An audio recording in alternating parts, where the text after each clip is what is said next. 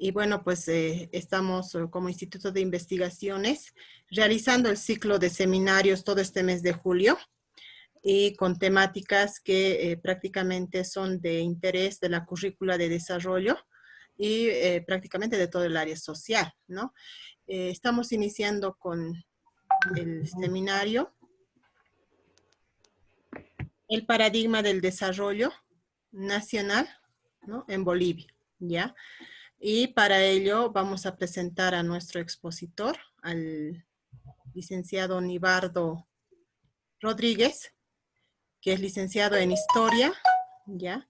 Eh, Tiene experiencia en docencia en las carreras de Historia, ¿no? En diferentes carreras, ¿no? Y universidades también. También es docente de la Universidad Pública del Alto, ¿ya? Y de la misma forma en la UCB, ¿no? Bueno, tiene amplia experiencia respecto a investigaciones en temas referidos a lo que es la historia, ¿no? Asimismo es ex coordinador del Instituto de Investigaciones de la carrera de Historia, ¿no? Y bueno, pues tiene varias publicaciones intelectuales, también en temas referidos a lo que es historia, ¿no? Licenciado Nibardo. Buenas tardes. Buenas tardes, licenciado.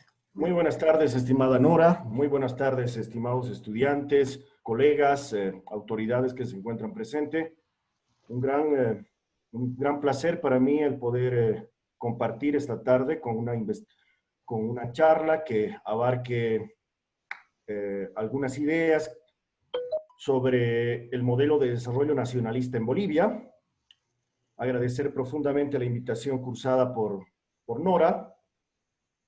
Muy contento, como les había manifestado, de poder compartir con estudiantes de la carrera, no solamente de la carrera de Nora, que es ¿cuál es la carrera exactamente, Nora?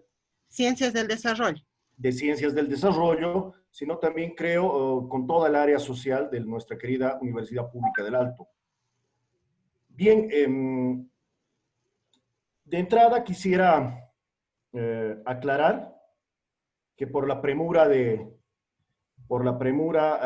y el entusiasmo con el que me invitó Nora, hay algunos pequeños, si no errores, hay algunas pequeñas ideas que quisiera aclarar del título, quiero aclarar del título de la exposición.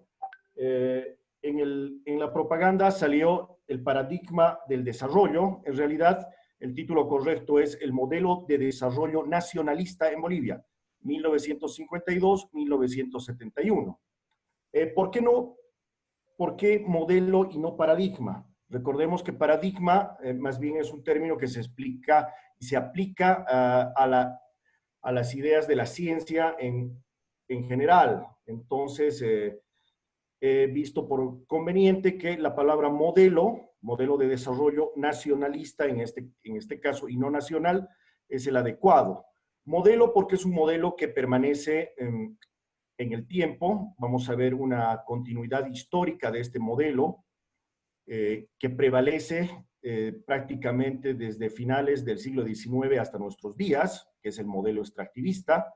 Y este modelo de desarrollo nacional, también es sustituido la palabra nacional por nacionalista, por el periodo cronológico que voy a abarcar en la exposición, que abarca desde 1952, la revolución llevada a cabo por el movimiento nacionalista revolucionario, hasta 1971, que corresponde al periodo del golpe de Estado de Hugo Banzer y que abre otro momento histórico en nuestro país.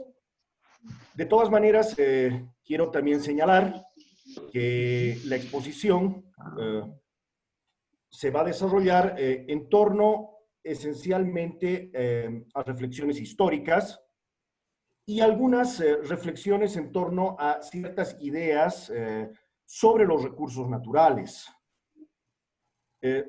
No voy a hacer hincapié y no voy a ingresar en teorías del desarrollo concretas. Sé que la carrera es de teorías del desarrollo, pero de forma general las teorías del desarrollo que están ligadas a las teorías económicas Me parece que ustedes las manejan ampliamente en la carrera, entonces más bien he visto por conveniente reflexionar desde una perspectiva histórica. En algún momento, ciertas ideas filosóficas o reflexiones filosóficas en torno a los recursos naturales. Aclarado esto, bueno, el título de la exposición oficial es El modelo de desarrollo nacionalista en Bolivia 1952-1971. Explicarles también que como es una reflexión histórica, quiero que entendamos que hemos escogido este periodo histórico del 52 al 71 como un modelo de bisagra, de continuidad. Es decir, vamos a tener un diálogo y una mirada hacia atrás, hacia el pasado, me refiero específicamente comienzos del siglo XX, la primera mitad del siglo XX, y por supuesto una mirada prospectiva hacia adelante, que sobrepase 1971 y todo el periodo de las dictaduras, para reflexionar de forma muy general sobre cómo este modelo extractivista, con continuidad y prevalencia aún hasta nuestros días, se patentiza en las políticas estatales ya en el siglo XXI. Bien. Como les había explicado, la reflexión histórica, en este caso, la tomo de la destacada española Pilar García Jordán, que en la década del 90 sacó un fabuloso libro que se ha convertido en un referente para el estudio, sobre todo de la colonización, el aprovechamiento y la explotación de los recursos naturales en los orientes bolivianos como peruanos. El libro, de hecho, se llama Arado, Arado, Fusiles y Discursos, la construcción de los orientes en el Perú y Bolivia, 1820-1940.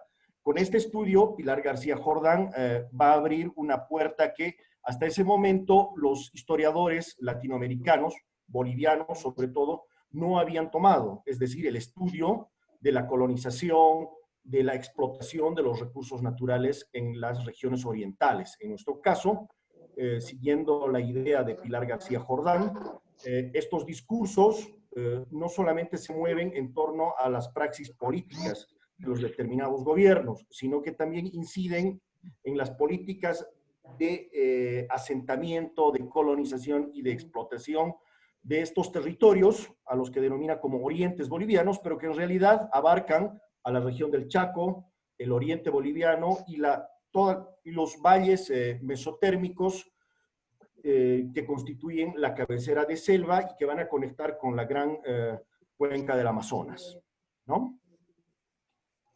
Bien, creo que es interesante ver que es una española, como les había dicho, Pilar García Jordán, que comienza a reflexionar en la década del 90 sobre ciertas ideas en las que podemos incluir también las ideas de desarrollo, cómo el Estado boliviano comenzó a pensar de acuerdo al periodo en el que está viviendo, en desarrollar ciertos lugares que tradicionalmente no se habían explotado.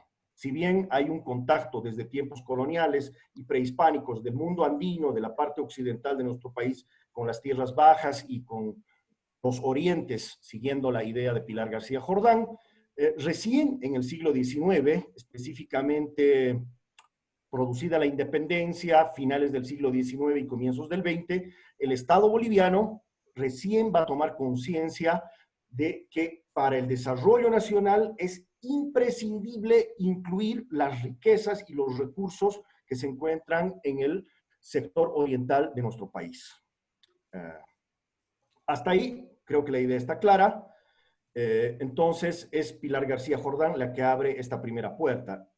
En nuestro país los historiadores han ingresado a trabajar la idea de desarrollo y de recursos muy recientemente.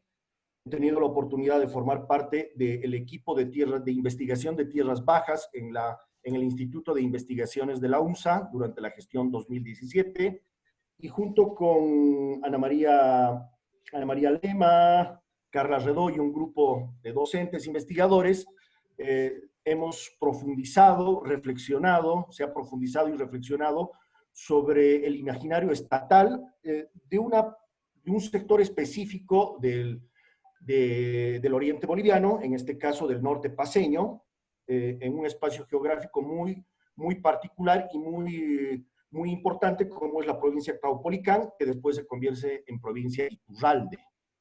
No voy a entrar a describir esta investigación, sino que más bien la mirada que realizo es general, ¿no? Bien, ¿qué otras reflexiones tenemos como antecedente a esta idea de sobre el desarrollo? La idea del desarrollo está ligada esencialmente a la idea de progreso, que es una idea que viene con la revolución industrial. Esencialmente se hace carne en el siglo XIX con la filosofía positivista. El desarrollo de las ciencias positivas, el desarrollo de va a determinar también el desarrollo de las ideas sobre la utilización de los recursos naturales. En Bolivia, las primeras reflexiones al respecto, la única reflexión al respecto la tenemos de la mano de Guillermo Frankovich, un filósofo sucrense, que en un famoso libro de filosofía que se llama Los mitos profundos de Bolivia, hace una reflexión muy interesante sobre la utilización de los recursos naturales que tenemos en Bolivia, partiendo de tres ideas básicas, ¿no?, que forman parte de los mitos profundos del pensamiento boliviano. Posteriormente, estas tres ideas han sido ampliadas por el investigador social, periodista e historiador, también historiador de las ideas, que es Fernando Molina. ¿Cuáles serían estas tres ideas? La primera idea que menciona Frankovich, que es parte de los mitos profundos, es que la riqueza es un recurso. ¿De dónde viene esta idea? La idea de que la riqueza es un recurso en nuestro país está profundamente arraigada esencialmente por la riqueza minera de Bolivia. Esta idea de recurso, que este gran recurso de la minería es un don del cielo, etcétera, etcétera,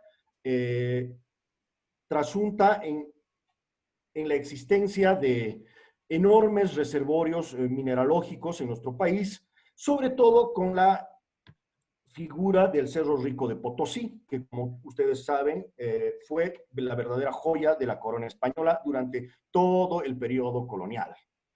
Entonces, tenemos esa primera idea. La idea es, la riqueza es el recurso, dice Frankovich, ¿no? El mundo es una mina, nos dice como segunda idea Guillermo Frankovich, haciendo alusión a esa riqueza mineral que se encuentra también en nuestro país, ¿no? El boliviano, desde su nacimiento en 1825, ha creído, al ver la riqueza del Cerro Rico, de que todas las riquezas esencialmente provienen de la minería.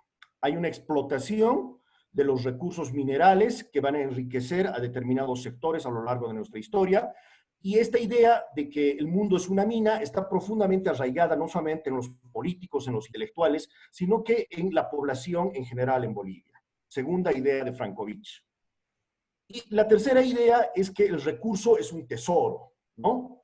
Como tenemos recursos, tenemos que cuidarlos. ¿Por qué? Porque estos recursos se acaban. Algún momento se acaban.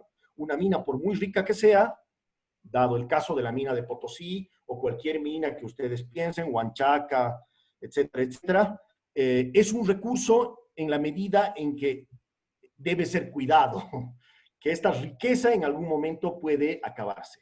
Para Guillermo Frankovich, estas tres ideas están presentes en todo el pensamiento político, en el pensamiento de los intelectuales que han elaborado ideas sobre desarrollo en nuestro país.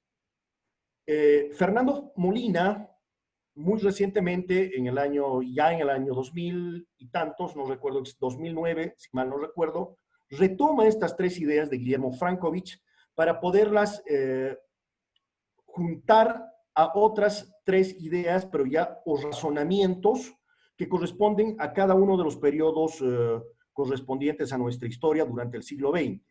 La idea de que la riqueza es un recurso, por ejemplo, de Frankovich, Fernando Molina la va a juntar con el argumento de que los recursos son a cambio de progreso.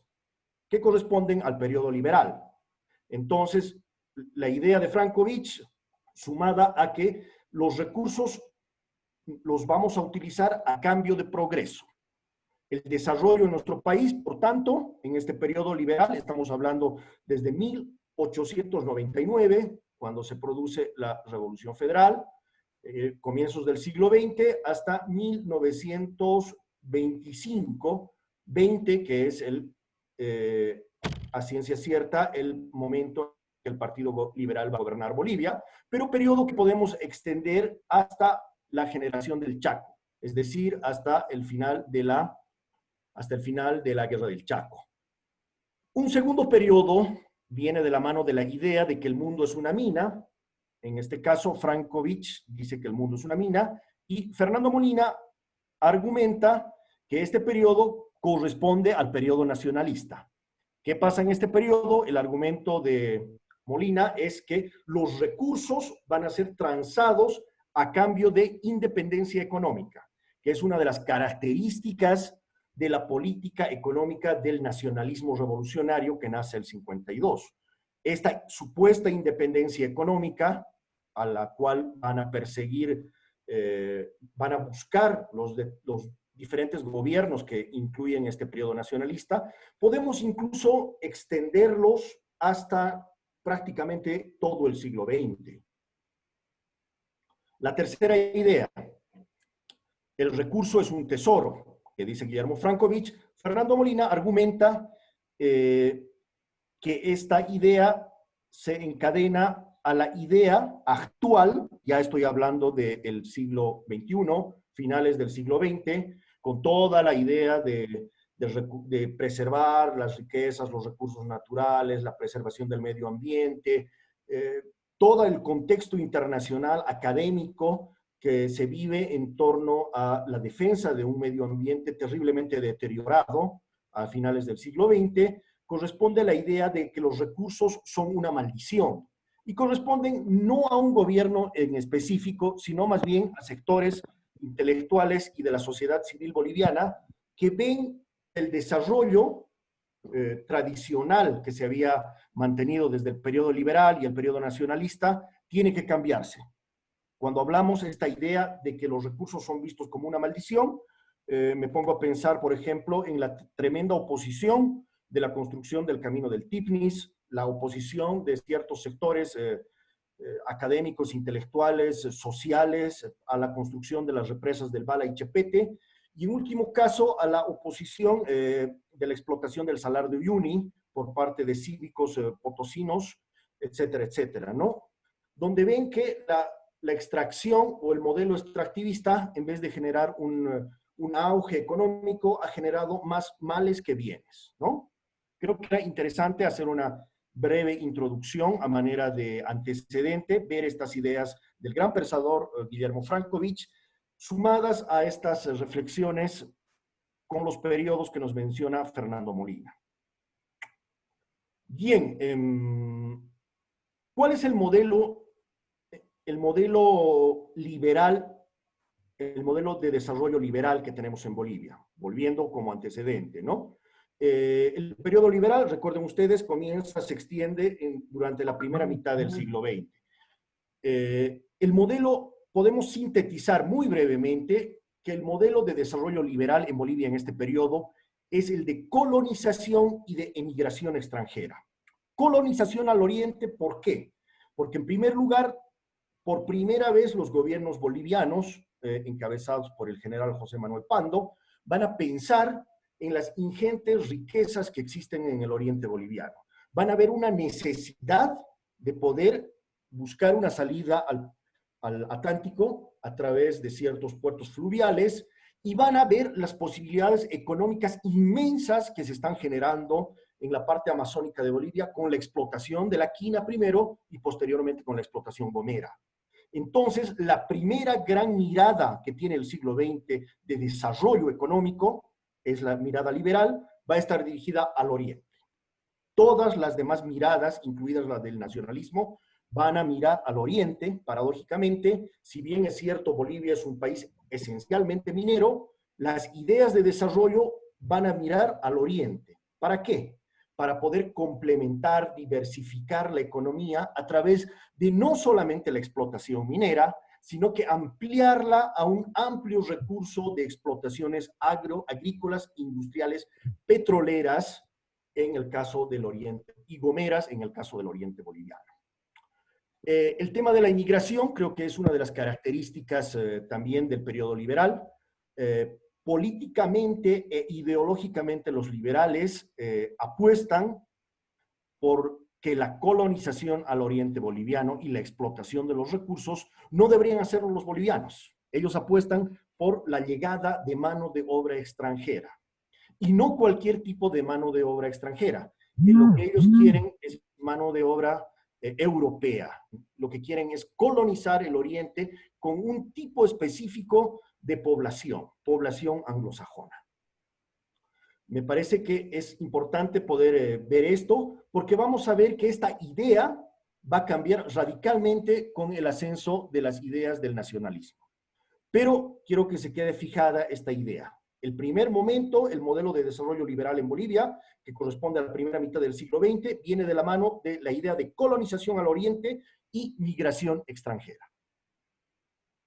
La impronta racial está, por supuesto, aquí por demás señalar. Podríamos hacer una charla específicamente de eso. Los liberales apuestan porque sean los europeos blancos de tipo caucásico, anglosajón, los que puedan explotar y colonizar el oriente. No confían en la raza aymara, no confían en el indio boliviano, en otras palabras, ¿no? El gran debate del siglo XX, de inicios del siglo XX, en torno a la educación entre Tamayo y los destacados intelectuales de la época, va a girar también en torno a este punto.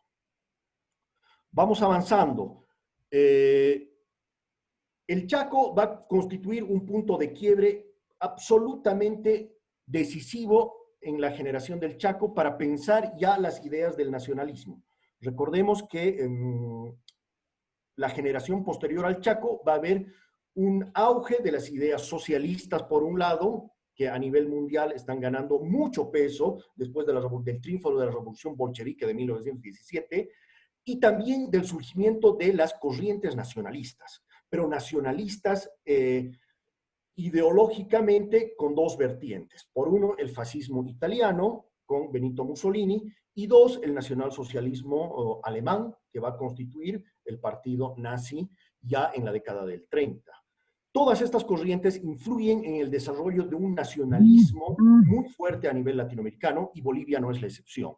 Bolivia va a comenzar a generar este tipo de ideas, y fruto de la generación, de la aparición de diferentes partidos políticos y tendencias políticas que van a abrazar las ideas del nacionalismo, vamos a tener una corriente de pensamiento forjada por intelectuales como Augusto Céspedes, José Cuadros Quiroga, que van a desarrollar la idea de desarrollo en base a los postulados del nacionalismo. A diferencia de los postulados del liberalismo, de los liberales que veían en el libre cambio y en la libre oferta y demanda y la colonización extranjera, etcétera, etcétera, los nacionalistas que posteriormente van a hacer la revolución de 1952 y que van a implementar todas las ideas de desarrollo, ese desarrollo nacionalista del cual nos estamos ocupando en esta exposición, van a poner un fuerte hincapié en quién tiene que colonizar esta región. Por supuesto, para poder entender cuál es el modelo planteado por el nacionalismo, tenemos que comprender algunas ideas centrales del nacionalismo planteado por Cuadros Quiroga, por Augusto Céspedes, es decir, los mayores intelectuales del nacionalismo revolucionario. Para ellos, no debería ser la migración, a diferencia de los liberales, no es la solución al problema de la explotación y la colonización del oriente boliviano, sino por el contrario, ellos ven el potencial de colonización y explotación del oriente boliviano en un sector muy específico de la sociedad boliviana, que es el sector mestizo, en el cual se incluye de forma general el indígena, quechua, aymara, guaraní, etcétera, etcétera. Claro que cambiando a la categoría de campesino, recordemos que la categoría social de campesino viene de la mano del nacionalismo revolucionario, que homogeneiza más bien a las personas que viven, a las culturas que habitan un determinado espacio geográfico, para reducirles al término social de campesino, haciendo la distinción campo-ciudad, ¿no? Pero de todas maneras, el proyecto del nacionalismo toma en cuenta a sectores mestizos en primer lugar, sectores indígenas en un segundo lugar, desechando ya esta idea de que el oriente boliviano, la extracción de las riquezas y el desarrollo iba a venir de la mano de la empresa extranjera, el capital internacional y colonos o colonizadores anglosajones, en este caso ingleses, europeos o norteamericanos, como querían hacerlo los liberales, ¿no? Bien, esa es una de las características fundamentales para comprender la idea de desarrollo que tiene el nacionalismo revolucionario. ¿Qué otras ideas vamos a encontrar como continuidad en torno a este nacionalismo, a estas ideas que va a generar el nacionalismo revolucionario? Vamos a encontrar la idea esencialmente del papel del Estado. En un primer momento, del MNR, los teóricos y los políticos prácticos como Víctor Paz Estenssoro, que asume la presidencia, van a ver que tiene que ser el Estado boliviano el que genere desarrollo. ¿Y cómo se va a generar ese desarrollo? Esencialmente a través de la diversificación de la economía. Hay una paradoja aquí muy interesante. Este modelo desarrollista que plantea el nacionalismo revolucionario va a estar influenciado por una potencia extranjera, específicamente los Estados Unidos, con el Plan Bohan. Me imagino que ustedes, dentro de las teorías del desarrollo y dentro de esta parte, han oído hablar del Plan Bohan. Bohan era un técnico norteamericano que en 1942 como parte de un sistema de políticas norteamericanas para generar el desarrollo en América Latina y también en Bolivia, propone 3 grandes pilares para el desarrollo de Bolivia. En este caso, el primer pilar es el desarrollo de la minería en espacios que no necesariamente sean los que tradicionalmente se habían venido explotando, en este caso el occidente de Bolivia, sino que pasar hacia el oriente, ¿no? La agricultura, en este caso estamos hablando de una agricultura extensiva, mecanizada, altamente tecnificada, una agricultura que no sea solamente de consumo inmediato para el productor, sino que sea una agricultura de exportación, convertir a Bolivia en un país agroindustrial con una capacidad técnica de poder producir ingentes cantidades de recursos agrícolas, ¿no? Y por otro lado, la ganadería, siguiendo el modelo norteamericano de desarrollo que coloniza el oeste norteamericano al finalizar el siglo XIX y imponiendo en primer lugar la crianza de grandes cantidades de ganado vacuno. El modelo de desarrollo vuelve a replicarse en América Latina, recomendando a los países que se debe generar grandes espacios ganaderos en praderas o selvas, en este caso la Amazonía boliviana, y el Plan Bohan va a retomar esa idea, ¿no? Entonces, la minería en lugares que no sean el occidente boliviano, la agricultura y la ganadería son los 3 antecedentes grandes de este Plan Bohan que va a ser propuesto en 1942, pero que el nacionalismo revolucionario, ya con el MNR en el poder, van a retomar y van a poner o operativizar con la creación de la Corporación Boliviana de Fomento, que como ustedes saben, es solamente el brazo operativo de la puesta en marcha del Plan Bohan.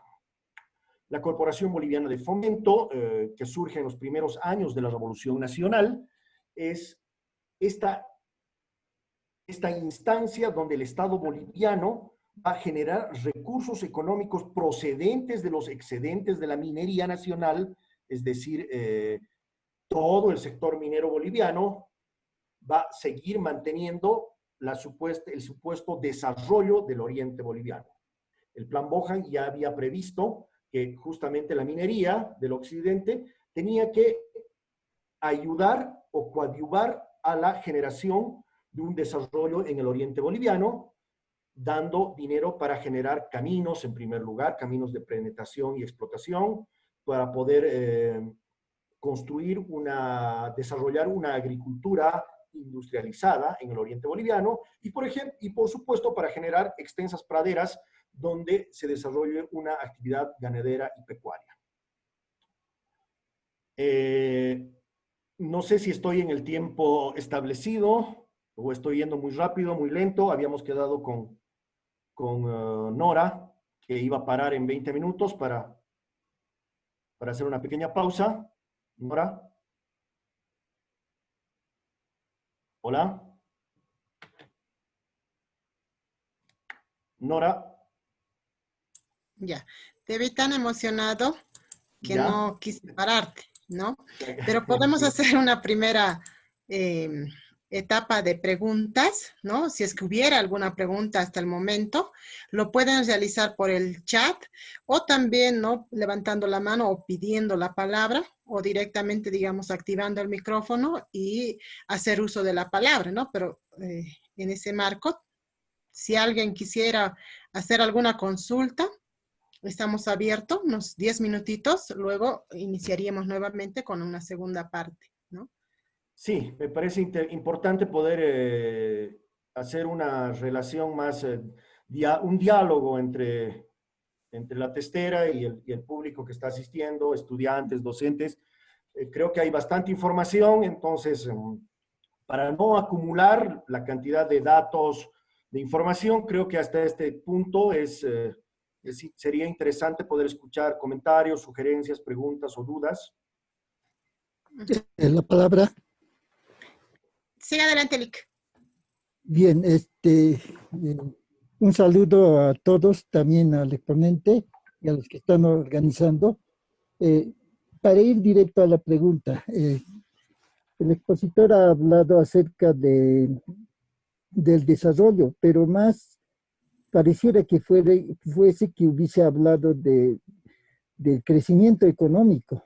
Y por un lado, porque si comprendemos el desarrollo en su amplia magnitud, que no solamente concierne a la economía, sino también a la política y concierne también a las creencias, entonces no sería eso lo que los liberales han hecho, no sería desarrollo, sino sería un crecimiento, un crecimiento.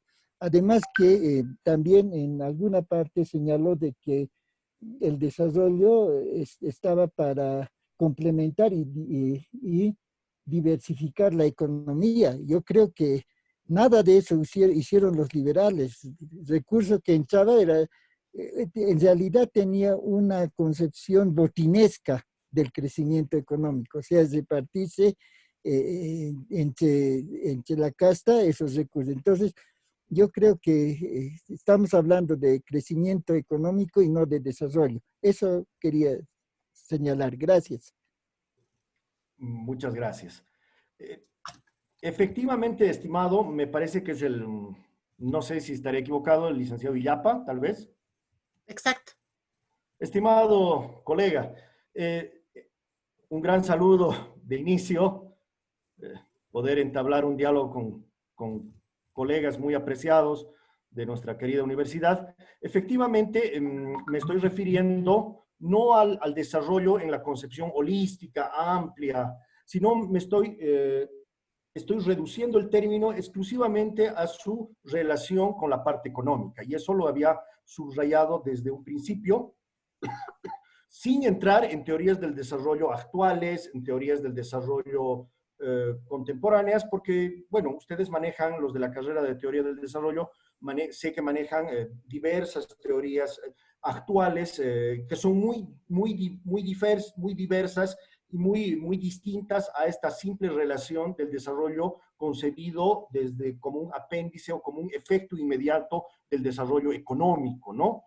En mi análisis histórico, exclusivamente me estoy refiriendo a la relación con el análisis con el desarrollo económico. No estoy mostrando no estoy desarrollando una idea en una acepción diferente, ¿no? Entonces, eso creo que está claro, ¿no?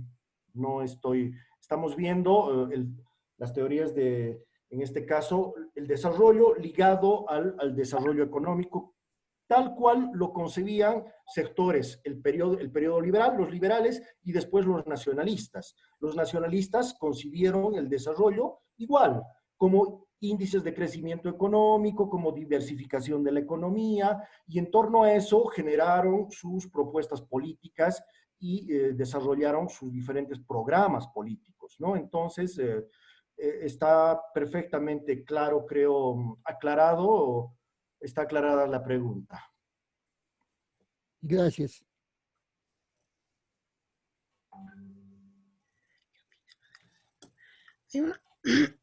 Hay una pregunta, licenciado. ¿Sí? Ya estoy con tos. Dice, ¿qué opina del modelo social comunitario planteado por el desarrollo actual y sus planes nacionales actuales? Ya.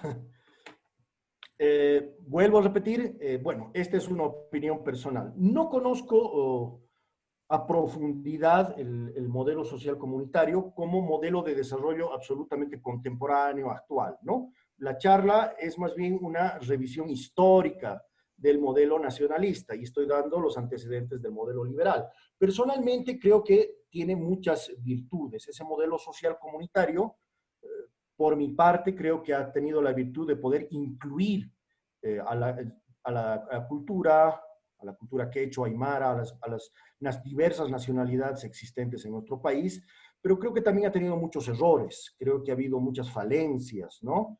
De todas maneras, a diferencia de esta idea de desarrollo estrictamente económico que tenían los liberales o que tenían los nacionalistas, por supuesto que me parece mucho mejor el desarrollo social comunitario en la medida que asume, como decía el licenciado Illapa, otros ámbitos, incluso espirituales, culturales, que pertenecen al ser humano en su conjunto, no a un simple y llano desarrollo económico, que incluso, bueno, nos ha llevado a la situación actual desesperante en la que se encuentra el mundo de la destrucción de los diversos ecosistemas naturales.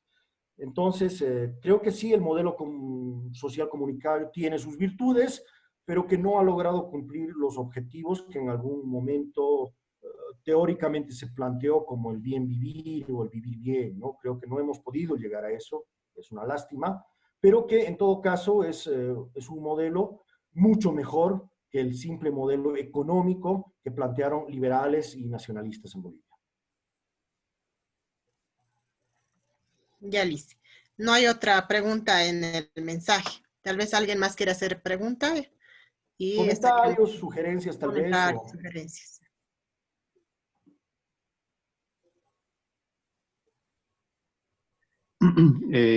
Sí, muy buenas noches, antes que nada, licenciado.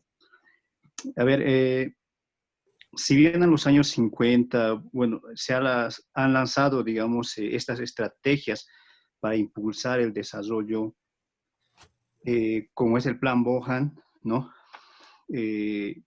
Entonces, ¿qué es lo que ha ocasionado? O sea, ¿en qué ha fallado para que posteriormente, ya en los años 80, caigamos en una crisis económica profunda, ¿no? El caso del 85, por ejemplo, la hiperinflación.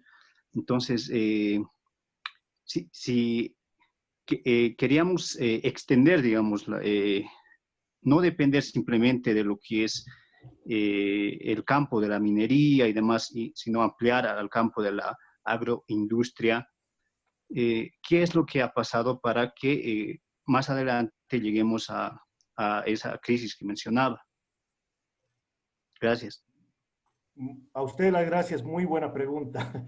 ¿Cuáles son las causas de que estos planes nunca se hayan realizado, ¿no? Es un cuestionamiento que realmente me abre las puertas para poder reflexionar. Son varios elementos los que han causado que que la idea de desarrollo planteada por los liberales, que se centraba en la colonización, explotación y migración extranjera para el Oriente, fracasó rotundamente, y de igual forma la idea de desarrollo agrícola, ganadero, etcétera, etcétera, en el Oriente boliviano del nacionalismo también fracasó. Se debe a muchos factores, factores esencialmente ligados no solamente a la parte política, sino al desarrollo del mercado, de un mercado mundial, que determina que ciertos países como el nuestro lleguen tarde a ciertas actividades de desarrollo, ¿no? Se puede explicar desde diversas teorías, por ejemplo, que Bolivia es un país atrasado, semicolonial, dependiendo de las categorías o las teorías que nosotros asumamos.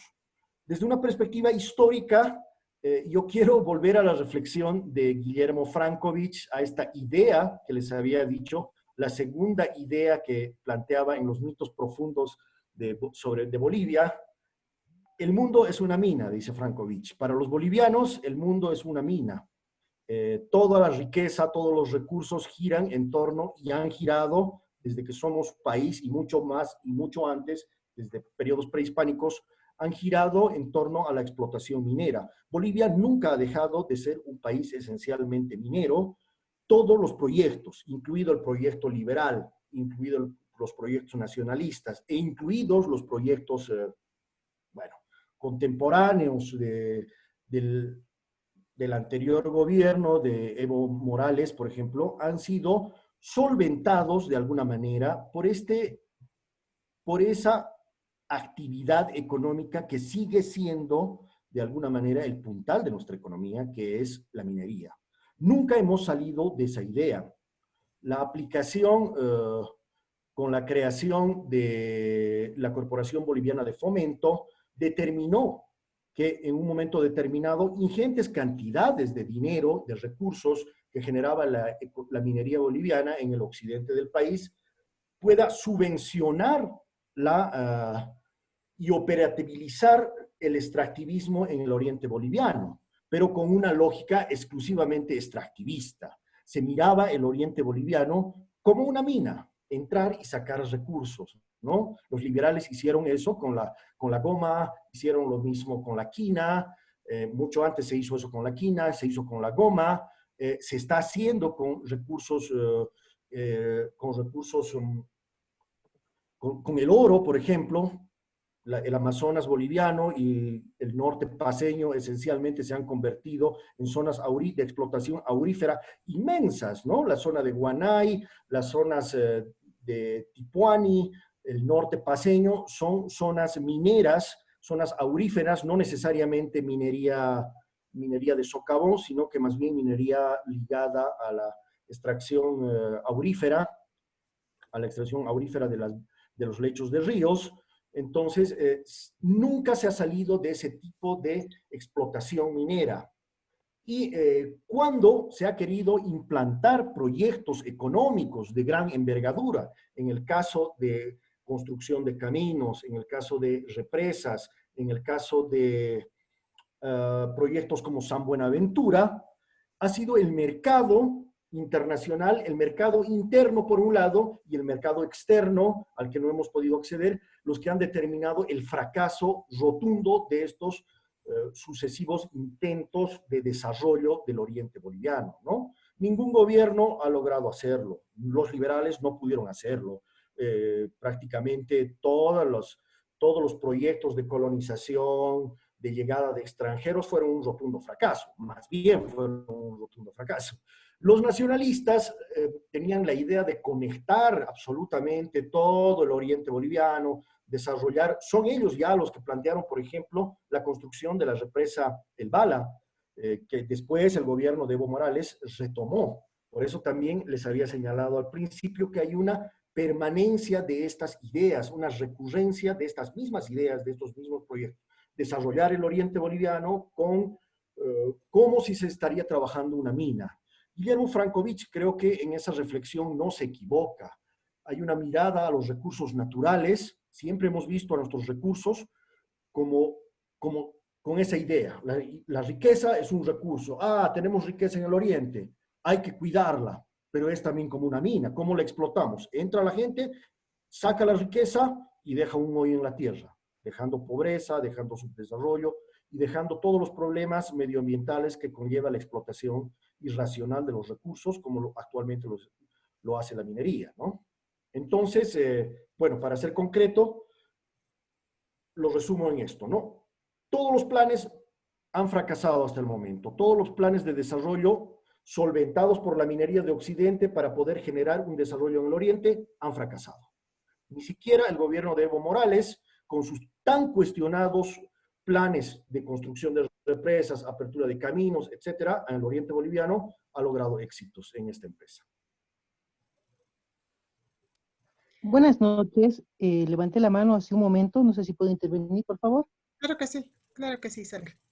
Muchas gracias. Muy buenas noches. En principio, agradecer a ustedes que están organizando este tipo de actividades que aportan al conocimiento de las personas, a la reflexión y sobre todo agradecer también al expositor. Bueno, dentro de la exposición se ha hablado acerca de la diversificación de la economía en ese periodo y se ha hablado del tema de la agricultura como una forma de diversificar la agricultura.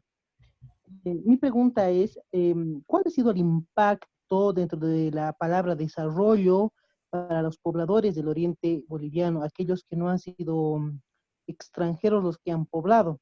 Además, entendiéndose que la agricultura en Occidente, por estos lados, es un motor que de alguna forma dinamiza la economía y de repente hay mucha mano de obra que que se activa dentro de esta, y no es así dentro de la agricultura en el oriente boliviano. Quisiera saber cuál es desde el punto de vista de la historia, lo que sucede y el impacto que tiene dentro de la agricultura en el oriente boliviano. Muchas gracias.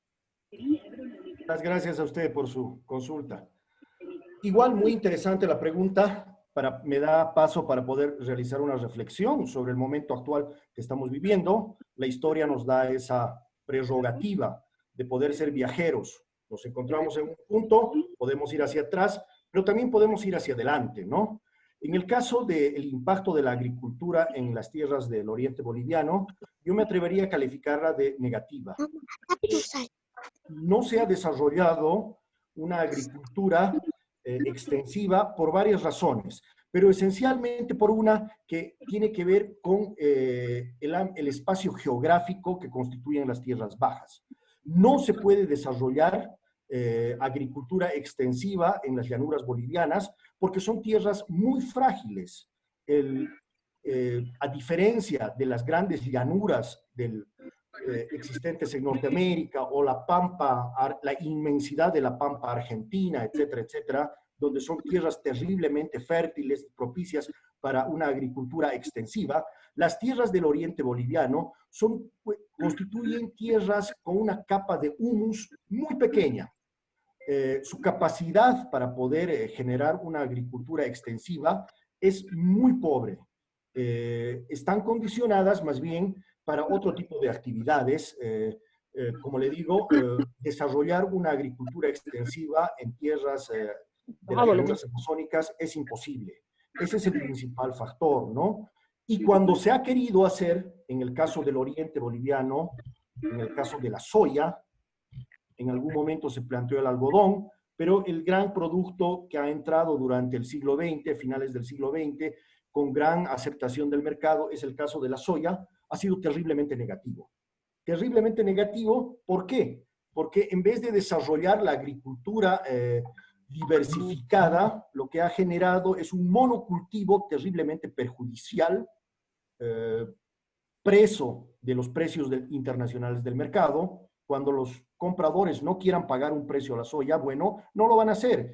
Y cuando hay un buen momento de alza de la soya, claro, es rentable para los empresarios agroindustriales, pero de todas maneras es un producto extremadamente negativo. No solamente por constituir un monocultivo terriblemente dañino para la naturaleza, sino porque ha perjudicado notablemente a los pueblos que tradicionalmente habitan esta región. Estamos hablando de una variedad de pueblos, en el caso del norte paceño, que es el que conozco por experiencia. Estamos hablando de tacanas, chimanes, lecos, etcétera. Nunca se han incorporado de forma definitiva a estas actividades, sino de forma muy marginal. Y los colonizadores del oriente boliviano, que en este caso, debemos decirlo claramente, es la población aymara, y en un segundo lugar la población quechua, que han colonizado, no desarrollan una agricultura extensiva, sino más bien tienen otro tipo de actividades, incluido el de la plantación de coca, que es una actividad económica muy productiva, pero no así, no existe una agricultura extensiva, ¿no? Los diferentes intentos de diversificación de la agricultura, desde el plátano hasta el palmito, se han restringido a una producción mínima de mercado y en ningún caso han constituido un éxito económico, ¿no? Son intentos que se han quedado en algunos casos en grandes frustraciones. Bien, Lice. Hay otra pregunta en la sección de mensajes. Se lo leo, Lice. Dice, por favor, ¿cuál es su opinión respecto al pensamiento de Walter Guevara respecto al nacionalismo? perfecto. Forma parte de los intelectuales del movimiento nacionalismo revolucionario. Walter Guevara Arce en algún momento se destaca por la defensa del petróleo boliviano. Es uno de los hombres que está ligado a la defensa de los precios del petróleo, la explotación y en algún momento a la nacionalización de los recursos gasíferos y hidrocarburíferos de nuestro país. También está ligado a la cuestión Walter Guevara de la internacionalista en la solución del problema marítimo que tiene Bolivia con Chile. De la misma forma que los pensadores principales del nacionalismo revolucionario, como en este caso son Augusto Céspedes, José Cuadros Quiroga, bueno, se me fue el nombre. Está Walter Guevara, es parte de este sector de intelectuales que han pensado la utilización de los recursos, la generación de desarrollo a partir de una perspectiva nacional, es decir, que sea el Estado-nación boliviano con un sujeto histórico propio, que en este caso y característico, que es el mestizo, el que sea el que genere el desarrollo.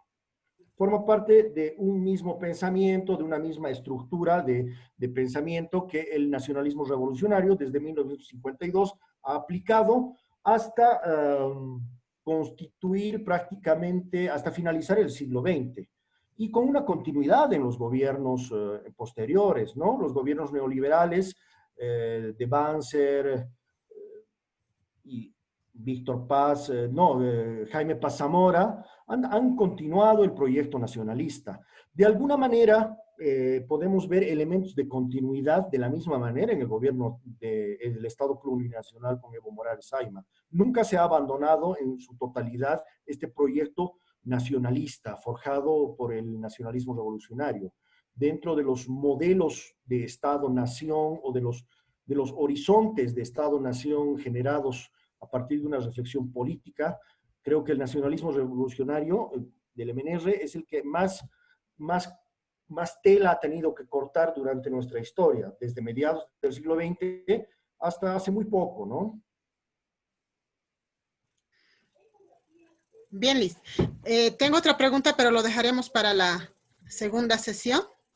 Ya. Y estamos continuando. Muy bien. Lo dejamos. Muy bien. No sé cuánto tiempo he estado en el anterior espacio, ¿20 minutos o me he extendido un poco más, Nora? 25, casi 30, Liz. Ya, ahora te rogaría ser más... ya, a los 20. Sí, a los 20 me pares porque si no, no voy a parar y es un poco cansador también para el público. Hemos tenido ya alguna experiencia en estas charlas y creo que lo correcto es no extenderse demasiado, ¿no? Bien, volvemos al modelo desarrollista. Estamos con el modelo desarrollista, es decir, basado en el desarrollo económico, que sostiene el movimiento nacionalista revolucionario. Hemos visto los antecedentes que sustentan este proyecto, hemos visto los orígenes de estas ideas nacionalistas en la Guerra del Chaco, hemos visto cómo el nacionalismo revolucionario va a poner al mestizo como el sujeto histórico constructor de esta idea de nacionalismo y, por supuesto, de la idea de desarrollo. Con el movimiento nacionalista revolucionario, los sectores mestizos, los sectores dirigentes urbano-mestizos, serían los llamados a construir el desarrollo en nuestro país. Para ello, al igual que los liberales, fijan su mirada en la diversificación de la economía. ¿Cómo diversificar la economía? Poniendo y trabajando, poniendo las manos en el oriente boliviano. Y para ello van a retomar antiguos proyectos, antiguos modelos ya planteados por los liberales. Uno, construcción de caminos, es decir, la vertebración caminera del oriente boliviano para poder tener acceso a los recursos. Recuerden ustedes que toda idea de desarrollo, en primer lugar, parte de poder tener acceso a esos recursos. En el caso del oriente boliviano, el acceso a los recursos siempre se ha visto postergado por la accesibilidad al terreno, ¿no? Las grandes extensiones boscosas de nuestros orientes bolivianos, al cual incluimos el Chaco, han tenido esa característica, ¿no? El ingreso de la población está determinado por la ausencia de caminos carreteros. Durante el periodo liberal se quiso subsanar este aspecto con la construcción y el diseño de ferrocarriles que puedan ingresar al oriente, ¿no? La red oriental es fruto de esa idea, pero nunca se logró concretar una red caminera importante que pueda unir o que pueda conectar prácticamente el oriente boliviano. El terrible fracaso del camino del TICNIS nos muestra también las dificultades, no solamente técnicas para la construcción en esta región, sino que ya con implicaciones políticas de sectores, incluidos sectores indígenas y urbanos, que se han opuesto terriblemente. ¿Por qué? Porque la construcción de caminos, de vías camineras a estos lugares respondían a un modelo extractivista del siglo pasado, es decir, planteado por los liberales, seguidos por los nacionalistas, y que también el gobierno de Evo Morales dio continuidad, ¿no? Otro de los aspectos a tomarse en cuenta de este modelo desarrollista, que lo estamos viendo de manera general, y que también me han dado oportunidad ya de adelantar sobre el desarrollo de la agricultura, es el caso de la agricultura, que ya había adelantado algo al responderle a su compañera, o no sé si era docente o estudiante, que preguntaba sobre el impacto de la agricultura, de la agricultura sobre los pueblos, ¿no? Uno de los fracasos de este modelo desarrollista en el Oriente es justamente ese, el que había explicado, ¿no? La agricultura extensiva no es posible en las tierras de las llanuras bolivianas, no es posible en los territorios de tierras bajas por razones estrictamente geográficas. Estos espacios geográficos no son aptos para la agricultura extensiva. Si bien la agricultura no necesariamente puede ser desarrollada, hay otros tipos de recursos o riquezas, como nos gusta llamar a nuestros recursos aquí en Bolivia, que son terriblemente importantes en el oriente boliviano. Vamos a mencionar, por ejemplo, la explotación forestal en Bolivia. Ya desde tiempos coloniales, la explotación forestal, que era muy particular, en el caso primero de la quina, la quina, es un árbol del cual se extrae la quinina, que es un producto maravilloso para contrarrestar las fiebres palúdicas. Viene desarrollándose desde esos tiempos, ¿no? Posteriormente, vamos a ver que el desarrollo forestal o agroforestal ya fue planteado desde un inicio con la explotación de recursos maderables en la región oriental, desde maderas preciosas que se encuentran en la ceja de bosque, bajando ya en la región de los Yungas hacia los llanos, maderas muy valiosas, hasta maderas de menor calidad que las vamos a encontrar en tierras bajas o las llanuras. Pero sin lugar a dudas, la explotación forestal más importante del siglo XX y de nuestra historia la constituye la explotación gomera. Explotación que tiene su auge con el periodo liberal entre 1890, que es el final, los últimos 10 años del siglo XIX, hasta 1915, 1920, que es el gran auge de la goma. Podemos afirmar que este tipo de explotación forestal, que no necesariamente destruye los árboles, pero que sí, con el periodo liberal, se realizó una extracción indiscriminada en la que se tumbaban árboles de goma, en la que se destruía en vez de generar plantaciones, como lo hicieron los ingleses posteriormente, va a ser el principal recurso de la región, ¿no? En el siglo XX vamos a ver la existencia de maderas muy finas, recursos forestales de muchísimo valor. Es una pena que los historiadores todavía en el ámbito de la historia ambiental, por ejemplo, no tengamos una historia de la explotación del quebracho en el Chaco boliviano o de la mara, que es una madera preciosísima, de la cual Bolivia es uno de los pocos países del mundo que poseía bosques inmensos de mara, pero que ha sido explotada de una manera tan irracional que al parecer ahora, de ser una madera endémica en nuestro territorio, ha pasado a ser a prácticamente extinguirse. Lo mismo que el quebracho colorado en la región del Chaco boliviano, ¿no? Para la construcción de durmientes, de los ferrocarriles a principios de siglo. Entonces, la explotación forestal en las tierras como idea de desarrollo ha sido tratada de una manera muy racional. Se ha talado los bosques en diferentes periodos. Quizá el periodo y el momento más dramático de esta explotación forestal la vamos a encontrar en el gobierno de Hugo Banzer Suárez, que abre, mediante decreto supremo, la explotación forestal en la década de los años 80. Hay una muy fuerte explotación de maderas preciosas en el oriente boliviano, llegando a casi extinguir las reservas que existían en nuestros bosques, ¿no? Actualmente, Bolivia, si bien cuenta con reservas forestales todavía considerables en relación a otros países, ha perdido prácticamente más de un tercio o 2/3 de las áreas forestales que podían haber sido verdaderos reservorios de riqueza vegetal en este caso y maderera, ¿no? El caso de la agricultura, de la extensión de la agricultura con este modelo desarrollista, lo vamos a ver sobre todo con el nacionalismo revolucionario en la aplicación de proyectos muy concretos. El caso de San Buenaventura, en el norte paceño, en la provincia de Iturralde, creo que es el más interesante desde una perspectiva de que hemos realizado la historia, nos interesan las historias regionales, me parece el más interesante para poder señalárselos, ¿no?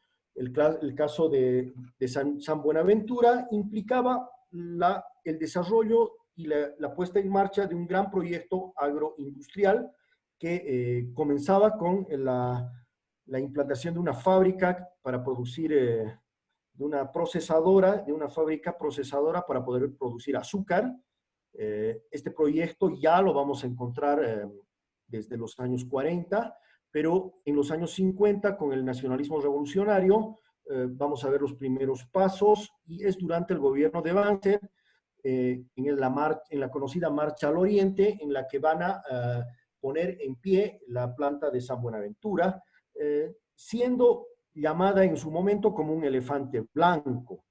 Quiero que vuelvan a pensar en las continuidades. Pensemos de nuevo en el gobierno de Evo Morales, que vuelve a retomar la idea de San Buenaventura y de la planta de producción de azúcar, que también en su momento fue considerada como un elefante blanco, porque en la práctica no fue una empresa rentable, no fue una empresa que generó los réditos que se había pensado, ¿no? Ha habido diferentes momentos de San Buenaventura, pero definitivamente son factores del mercado, en primer lugar de un mercado interno de consumo, que ya estaba de alguna manera saturado por otros espacios como el azúcar cruceño, que han determinado que el proyecto de San Buenaventura siga siendo, si no un fracaso, un éxito relativamente mediocre en la medida de las expectativas que los diferentes gobiernos han puesto en este emprendimiento, ¿no? El caso de los caminos, dentro ya estamos viendo la agricultura, la parte agroforestal, proyectos específicos como San Buenaventura. Los caminos de penetración, creo que es importante subrayarlos. Voy a reflexionar de forma muy general, haciendo una analogía con lo que pasa en el occidente de Bolivia. Siempre se han pensado como caminos, más que de vinculación social en nuestro país, como espacios de penetración y acceso a los recursos.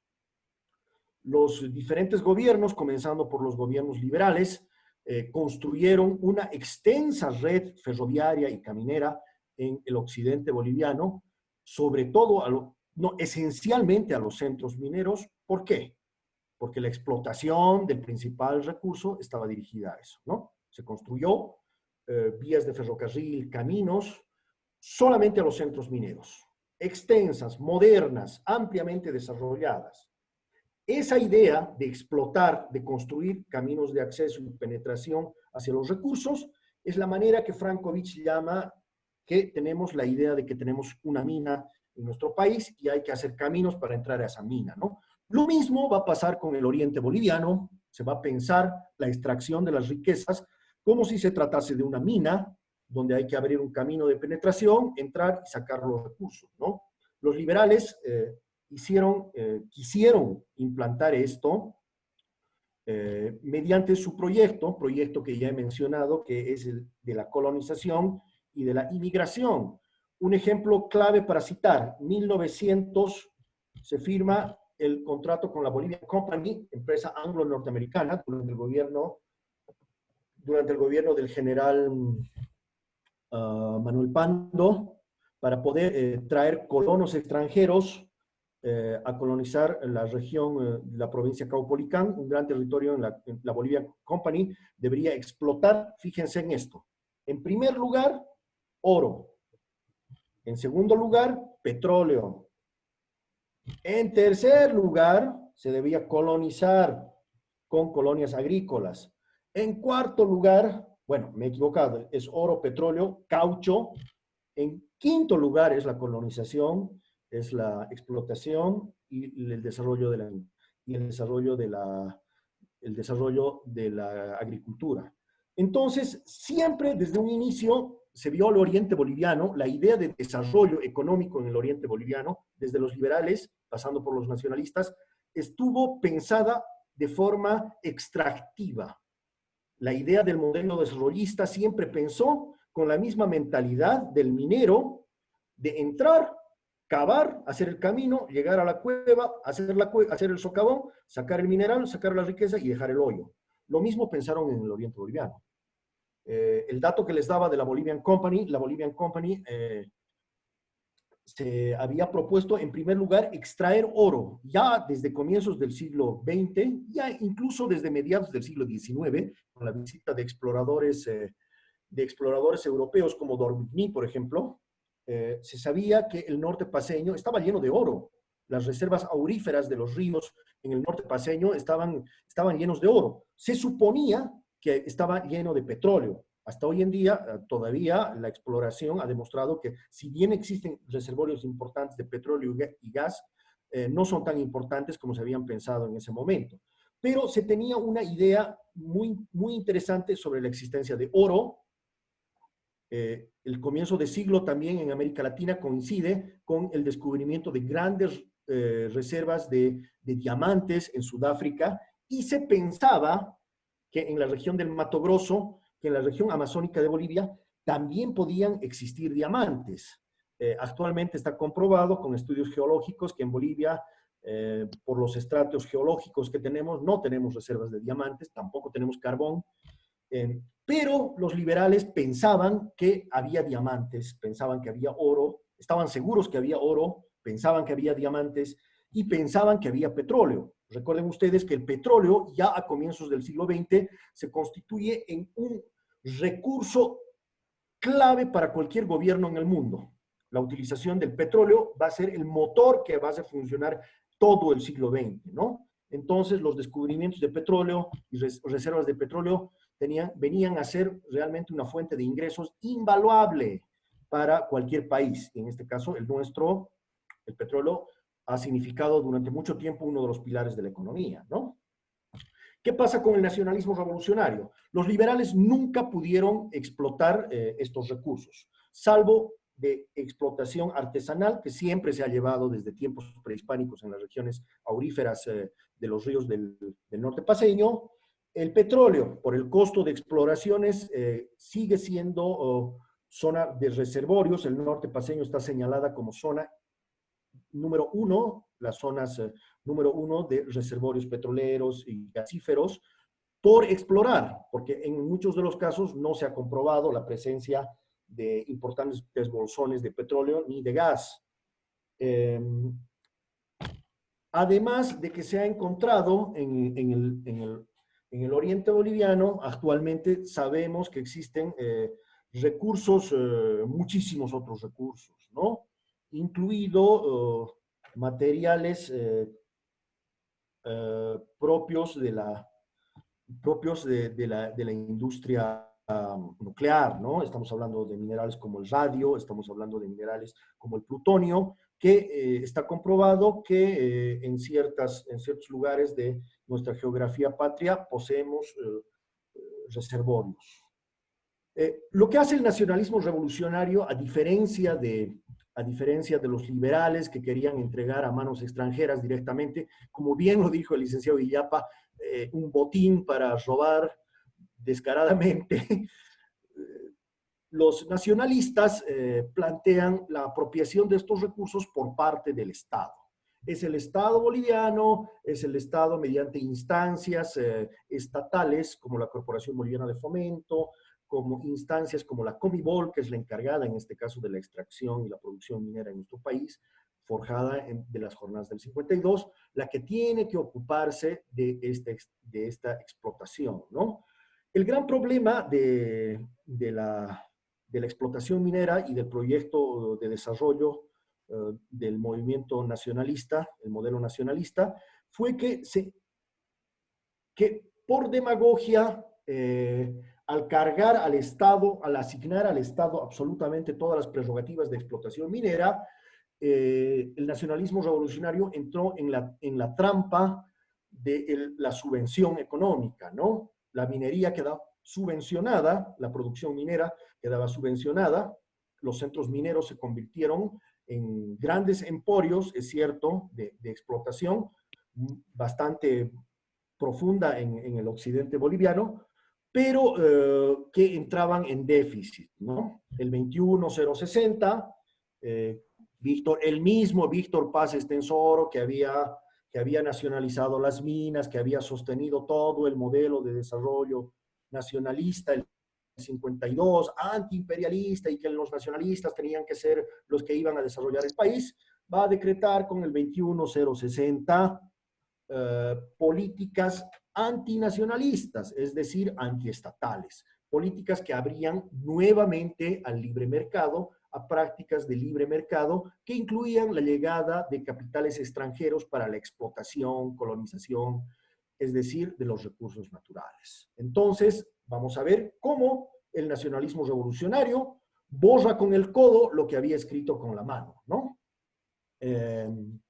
Siguiendo de alguna manera las continuidades de este modelo nacionalista, vamos a ver que muchas de las propuestas del anterior gobierno de Evo Morales Saima, que nos decía que se había nacionalizado, que más bien estábamos en un modelo plurinacional, pero concentrado en el Estado, que el Estado es el que tenía las prerrogativas, vamos a ver que la presencia de empresas extranjeras continuaba siendo, quiérase o no, el modelo de desarrollo en este país, ¿no? El desarrollo desde el desarrollo del litio, la producción de litio estaba en manos extranjeras, la construcción de ciertos espacios industriales, igual estaba todo en manos extranjeras, y hasta el día de hoy no se ha llegado en nuestro país por lo menos a poner en práctica una idea de desarrollo que parta de Bolivia, que sea de Bolivia y que rompa con este modelo planteado por el nacionalismo, que viene de continuidad con el modelo planteado por los liberales, ¿no? Ahí, para reflexionar un poco, esa continuidad que les había dicho desde un inicio y que es el leitmotiv de esta charla, que me ha servido para ver la continuidad y la prevalencia del modelo extractivista. Siempre se ha pensado, siempre se ha que la idea de desarrollo como una forma de extractivismo, siempre se ha pensado a la riqueza, a los recursos en Bolivia como riquezas, como siempre se ha pensado, volviendo a la idea de Frankovich, a ver nuestro país como si fuera una mina, ¿no? Donde uno entra, mete la mano y extrae las riquezas. Bien, Dice, ahora sí es 20 minutos. ya, concluiré para no, para no, para no pasarme mucho. Tengo tres conclusiones. Creo que si bien hay diferencias y continuidades entre el modelo liberal y el del nacionalismo revolucionario, vamos a ver una línea de continuidad incluso en el último gobierno que hemos vivido, que ha estado 14 años en el poder. Tanto el modelo liberal, el modelo del nacionalismo revolucionario y el modelo del Estado plurinacional, ha habido una continuidad en ver al oriente boliviano como el espacio para poder diversificar la economía. ¿Cómo? Haciendo caminos, construyendo represas, explotando, es decir, explotando los recursos naturales renovables como si fueran no renovables, es decir, explotando los recursos de la Amazonía como si fueran los de una mina. Esa es la primera idea. La segunda, la continuidad de este pensamiento sobre los recursos naturales, creo que es muy interesante. Quiero volver a traer a cotación a las ideas de Frankovich, de los mitos profundos de Bolivia. Creo que no estamos en el siglo XXI y todavía no se ha dejado de pensar en nuestros recursos con esas tres premisas que Guillermo Frankovich nos había dado. ¿Cuáles son? Que la riqueza es el recurso, que para los bolivianos el mundo es una mina, y dos, que el recurso es un tesoro, ¿no? Creo que no se ha logrado sobrepasar esas ideas. Y para finalizar, ya haciendo una alusión a los últimos años que hemos vivido con el anterior gobierno y con un supuesto nuevo modelo que era nuevo, novedoso, que iba a cambiar, creo que nunca se rompió la idea de extractivismo. Creo que el extractivismo ha constituido y ha seguido constituyendo el principal elemento del modelo de desarrollo en este país, a pesar de que hemos pasado por diferentes teorizaciones políticas, incluido desde los liberales, pasando por los nacionalistas y pasando por ciertos elementos de socialismo comunitario, bueno, como quería llamar Álvaro García Linera al modelo de producción que teníamos, pero siempre con el extractivismo, es decir, extraer recursos naturales, extraer riqueza de la tierra como se extrae el mineral de una mina. Y en eso yo vuelvo a repetirlo, soy un historiador que creo que reflexionar entre estas tres ideas que nos ha dado el filósofo Guillermo Frankovich es muy oportuno, ¿no? Me quedo con esas tres ideas. Me gustaría escuchar comentarios, preguntas, sugerencias, acotaciones. Creo que es momento de cederles la palabra a ustedes. Gracias. Bueno, licenciado, gracias, agradecerle, pero también necesitamos escuchar, tal vez existe alguna pregunta en sala, algún comentario, ¿no? Me quedé sin la laptop. No sé si alguien me ayudaría a leer, licenciada Natalie, quizá me ayuda a leer la pregunta que había, por favor.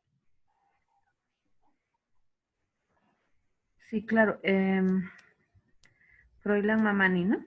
Claudia Froilán Sí. Mamani pregunta, ¿qué similitudes se pueden encontrar entre los proyectos de empresas estatales del periodo del nacionalismo revolucionario con los proyectos de empresas estatales del periodo del movimiento al socialismo? Saludos, felicidades por el evento. ¿Ya? ¿Alguna otra pregunta? para ir después responderlas todas de golpe. Había una más que decía, no sé cómo podemos llevar un proceso de desarrollo en medio de esta pandemia, algo así. Ya, relación del desarrollo. Ya, muy interesante esa pregunta, muy interesante, muy actual. ¿Alguna más? Muy buenas noches, mi nombre es José Luis y enhorabuena por la plataforma que están armando en Zoom. Mi pregunta sería esta y es específica. ¿Qué propuesta usted haría para que Bolivia pueda mejorar tanto económicamente, digo, económica y psicológica? Porque hoy en día los bolivianos estamos estancados en una mentalidad un poquito retrógrada. Estamos retrocediendo en vez de avanzar. Y ese ha sido el error que hemos cometido de años y años y años. Una solución sería que nos diera una conclusión. Sé que va a ser muy difícil, pero sería algo bueno encontrar una opción, una alternativa, como lo que hicieron los chinos, que era un país que estaba totalmente en pérdida y hoy en día es una potencia. Si ellos pudieron, ¿por qué Bolivia también no lo pudo hacer? Esa es mi pregunta. Perfecto. Si no hubiera más, puedo responder las tres. ¿Está Sí, bien? hay una pregunta más, disculpe. Ya. Claudia Michúa. Buenas noches. Si bien en el Oriente es el modelo extractivista, ¿cómo se ve en el Occidente el modelo de desarrollo? Bueno, va por ahí la pregunta. No sé Ya. si es comentario o pregunta, ¿no? Pero si bien en el Oriente es el modelo extractivista, ¿cómo se ve en el Occidente el modelo de desarrollo? Licenciado, una pequeña duda. Cuando usted habla de una agricultura extensiva, ¿esto implica para agrandar la producción o acrecentar la producción, implica el uso de químicos o qué características tendría esta eh, agricultura extensiva que mencionaba? Gracias. Ya. Muy bien. Creo que estamos bien. Tenemos 5 preguntas. Es prudente no acumular más. La primera pregunta la voy a responder desde un cierto análisis político. Creo que las similitudes entre el nacionalismo revolucionario, los proyectos de desarrollo que planteó el movimiento nacionalista revolucionario y posteriormente el MAS tienen mucha similitud, porque en ambos casos se utilizó políticamente para poder justificar muchas cosas. La inversión económica que puso el MNR en el oriente boliviano y posteriormente Hugo Banzer Suárez igual, fue muy grande. Y lo mismo podemos decir del gobierno de Evo Morales. Evo Morales, quizá como ningún otro gobierno después del periodo del neoliberal, hizo una inversión inmensa en el oriente boliviano. Hay una construcción de carreteras, construcción de equipamiento y construcción prácticamente con muchísimas cosas del oriente boliviano. En algún momento hay que reconocer eso. Es uno de los presidentes que se ha ocupado más del oriente boliviano. Incluso ese tipo de inversiones, de grandes inversiones en el oriente boliviano, siempre generó cierto celo, cierta animalversión entre Occidente, porque se decía que se estaba olvidando del Occidente y que solamente se estaba fijando la mirada en el Oriente, ¿no? Quienes hayan tenido la oportunidad de conocer el Oriente boliviano antes del gobierno de Evo Morales y después me van a dar la razón y francamente la diferencia es abismal, ¿no? Yo conocí Rurrenabaque el 98 por primera vez y era una aldea, era una aldea con chozas de palmera, ¿no?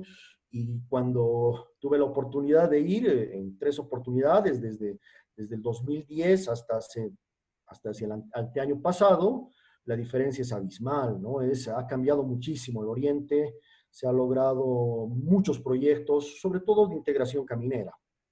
Pero la similitud yo creo que va por dos lados, para responderle en concreto a su compañero. Utilización política y demagógica del desarrollo, la idea de desarrollo, que tenemos que fijar la mirada en el Oriente. Dos, ambos de alguna manera han fracasado.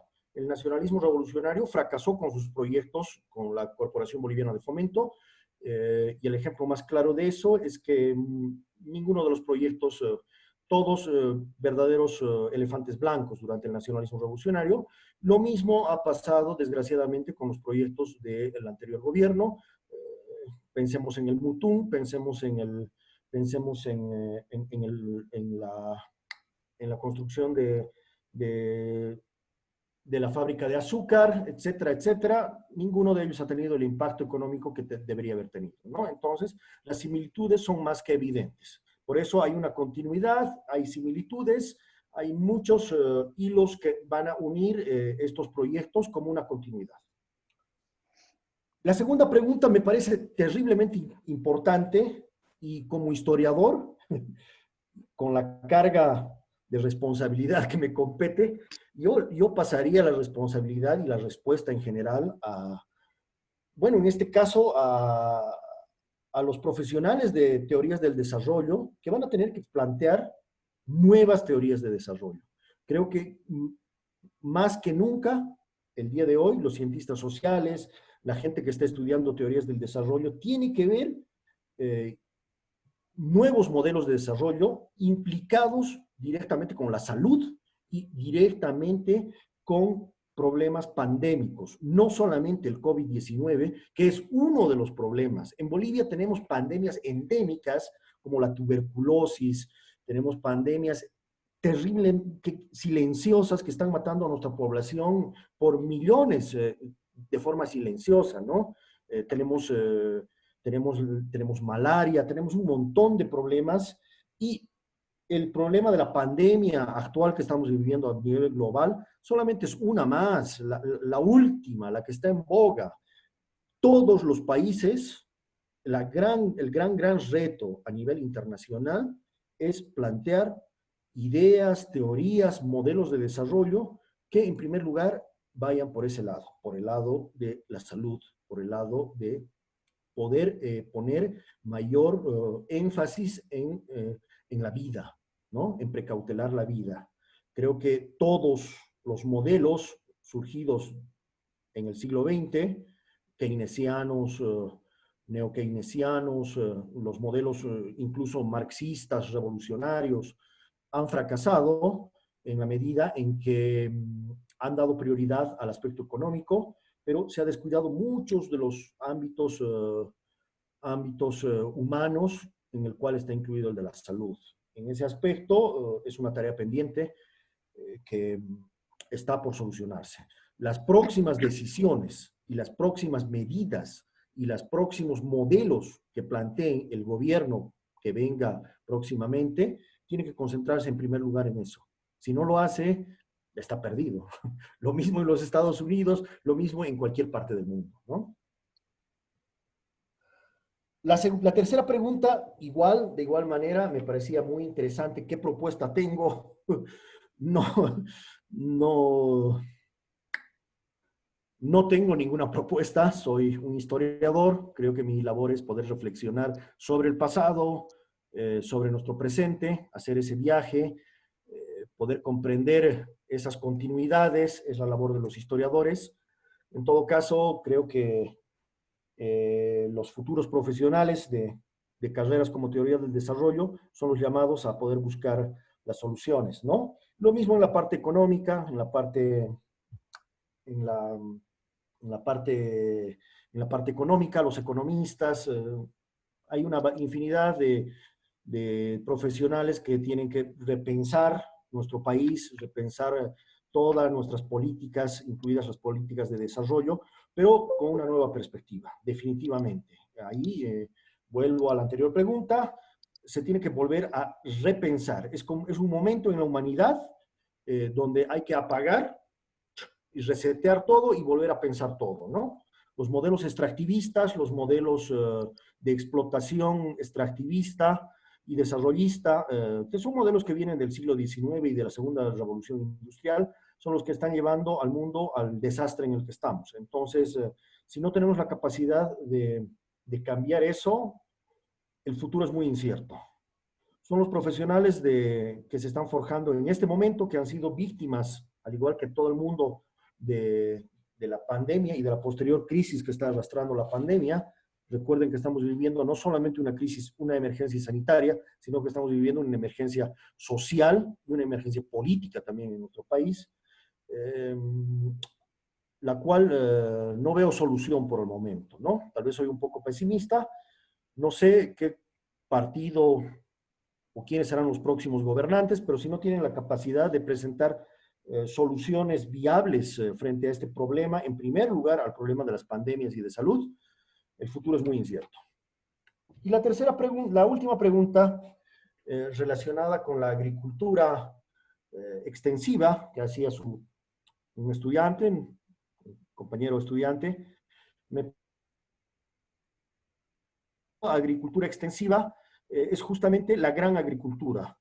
Pocos países del mundo pueden darse el lujo de tener una agricultura extensiva. La Argentina, nuestro vecino, por ejemplo, es uno de los, no en vano fue llamado el granero del mundo por sus prácticas de agricultura extensiva, la utilización de abonos, fertilizantes, de maquinaria especializada agrícola, para poder roturar y para poder cosechar en grandes extensiones de tierra. A ese tipo de agricultura extensiva nos estamos refiriendo. En nuestro país podríamos hacer un símil con lo que pasa en el oriente boliviano, grandes extensiones de tierra cultivada, sobre todo con soya. Por un lado está el algodón, pero esencialmente es la soya, con la utilización de agroquímicos, venenos muy terribles para la naturaleza, con la consiguiente monoproducción o monocultivo, que es terriblemente dañina, nociva para el medio ambiente y sobre todo para la tierra, esa tierra que puede producir 5 años de forma muy extensiva, posteriormente va a quedar en un arenal desierto que no produzca nada, ¿no? Entonces, ese es el precio que está pagando la agricultura extensiva o los intentos de agricultura extensiva en el oriente boliviano. Las tierras donde están plantando soya hoy día, en 10 años no van a servir absolutamente para nada, ¿no? Van a ser arenales. Ese es el precio de la agricultura extensiva en Bolivia. Y quizá para terminar, el dato último, hace pocas semanas o el mes pasado, si no estoy mal con los tiempos, el gobierno de la señora Áñez ha aprobado la utilización y el ingreso de semillas transgénicas a Bolivia, poniendo en serio peligro no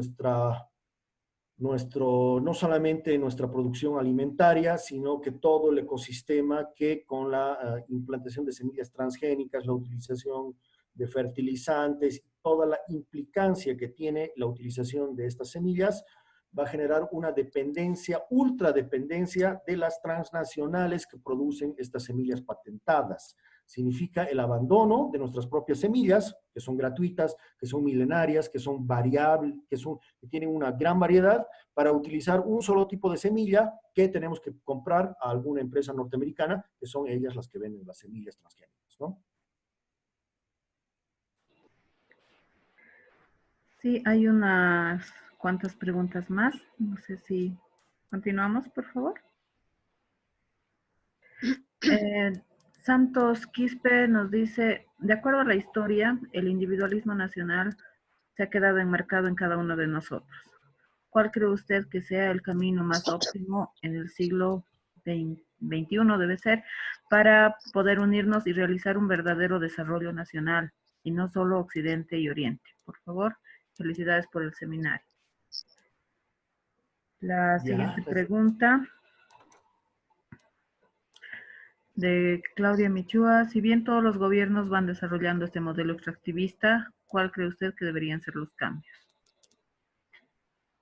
Ya, la tercera sería de Iván Chambi. ¿Cuál es el aporte de los menonitas y la comunidad japonesa en el desarrollo del Oriente y cómo influyó en política pública de los gobiernos municipales para la construcción de la actual ciudad de Santa Cruz de la Sierra? Ya, muy interesante esa pregunta, la última. Sí, y tal vez podríamos concluir con el último comentario, ¿no? Porque no es una pregunta de Johnny Pérez. El proyecto del Oriente un fracaso.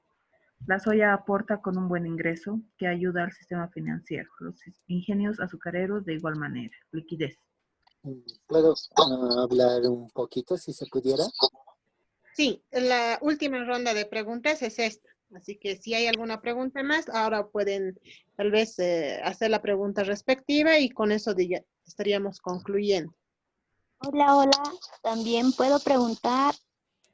Había una pregunta antes de que pasemos a las abiertas con el micrófono entonces. De Victoria dice, buenas noches.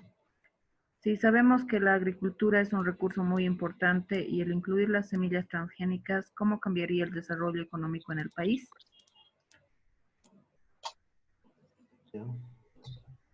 Ya. Si son todas, creo que podía. Creo que quieren participar. Lo pueden ¿Ya? hacer ahora y con eso cerraríamos, licenciada. Hola. Yo quería participar, quería decir respecto a mi pregunta de cuál sería la propuesta de solución que daría el licenciado.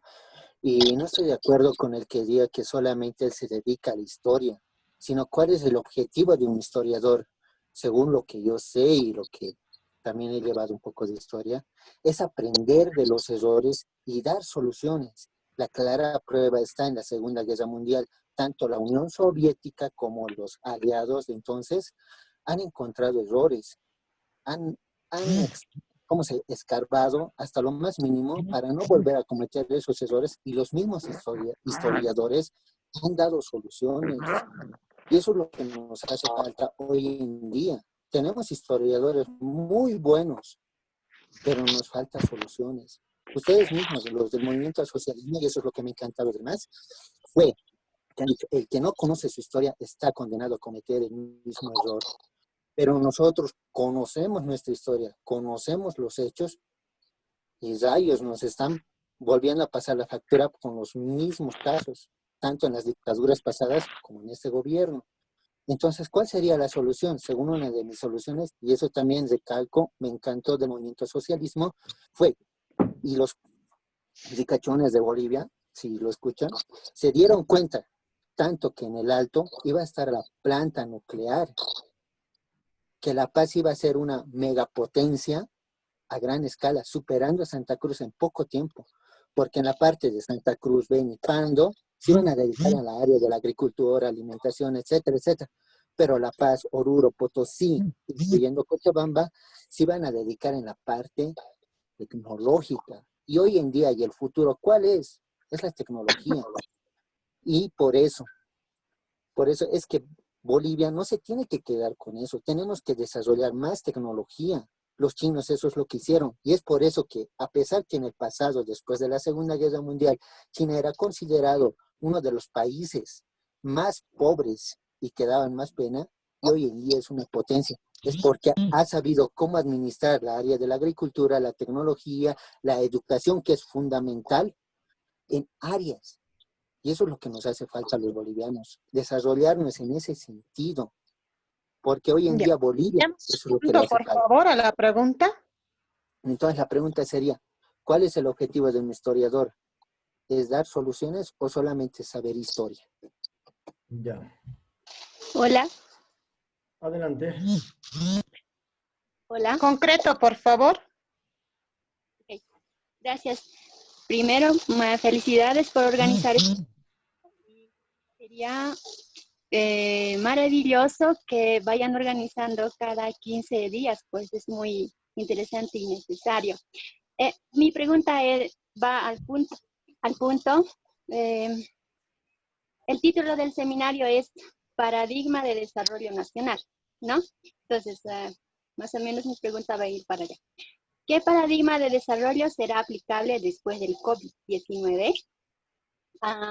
Si bien antes y con el MNR el desarrollo de Bolivia se había enfatizado más en desarrollo económico, a base de recursos naturales, es decir, modelo desarrollista, sin tomar en cuenta las otras dimensiones del desarrollo humano.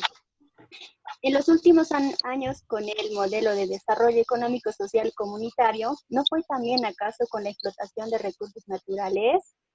¿Existe algún país que no se haya desarrollado sin la explotación de recursos naturales? Por otro lado, quería pedir al expositor que nos podría explicarnos cómo sería un modelo de desarrollo sin libertades individuales, puesto que es intrínseco al ser humano la libertad política, económica, social, etcétera. Gracias. Muy bien. Ha bombardeado con las preguntas. Sí. Un, Bueno, vamos a un- tratar de... un panorama general, dicen, de todas las Sí. preguntas, digamos, que pueda absorber, ya que algunas tienen cierta relación entre las preguntas y Sí, preguntas, y bueno. evidentemente, creo que hay varias que he anotado que son como 4 o 5 preguntas que giran en torno a que emita mi opinión de cuál debe ser la propuesta, digamos, de solución, ¿no? Aquí hay que ser absolutamente claros y, bueno, en ese sentido, los docentes, los, el ámbito intelectual tiene que guardar ciertamente, tiene que guardar ciertamente, tiene que guardar, hay que ser muy cuidadosos en no traspasar ciertas áreas que a veces no podemos dar respuesta, ¿no? Cierta, hay una palabra que se me ha ido de la boca, eh, no es verdad intelectual, es, bueno, a lo que me voy es que yo no tengo la respuesta. Lo que yo puedo es dar una emisión particular e individual de mí, de mi punto de vista. ¿Cuál es la solución? Yo no la tengo en concreto. Yo parto de una premisa que no solamente puede ser aplicable para Bolivia, sino que también es parte de, bueno, puede ser aplicable en cualquier parte del mundo, pero esencialmente en nuestro país, yo creo que necesariamente deberíamos volver a la tierra. Bolivia es un país hermoso, es un país que durante mucho tiempo ha estado sujeto a la maldición de poseer recursos naturales muy ricos como los recursos mineralógicos, pero que al contrario de traernos beneficios han creado un abismo de desigualdad en todo sentido, ¿no? La riqueza de nuestros minerales ha sido la maldición de nuestra sociedad que ha tenido que conformarse con la monoproducción minera y nunca se ha podido diversificar la producción en otros ámbitos.